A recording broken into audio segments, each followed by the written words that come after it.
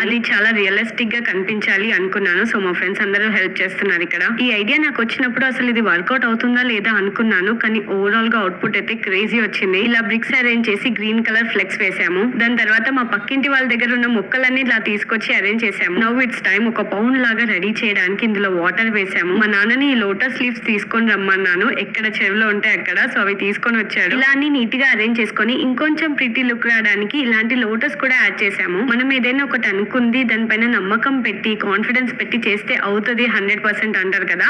So నాకు ఇది real time experience.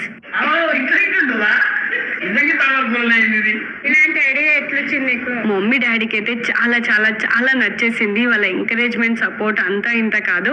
మా డాడీకి అసలు లోటస్ లీవ్స్ తెమ్మన్నా కానీ ఎందుకో కూడా చెప్పలేదు. అందుకే అంతలా షాక్ అయ్యి చాలా అప్రిషియేట్ చేశారు. ఇంకా ఈ స్వాన్స్ నేను అమెజాన్ లో ఆర్డర్ చేశాను. ఈ డెకోర్ అయితే చాలా బాగా అనిపించాయి. ఫైనల్లీ ఈ స్మోక్ ఎఫెక్ట్ యాడ్ చేయగానే ఓవరాల్ గా డిఐవై మొత్తం నెక్స్ట్ లెవెల్లోకి వెళ్ళింది. నేను ఏదైతే విజువలైజ్ చేసుకున్నానో డెకోర్ ఇలా ఉండాలి అలా ఉండాలి అనేసి, దానికన్నా 100% బెటర్ వచ్చి. ఈ డెకోర్ కోసం నాకు బ్యాక్గ్రౌండ్ వర్క్ లో హెల్ప్ చేసిన ప్రతి ఒక్కరికి థ్యాంక్ యూ సో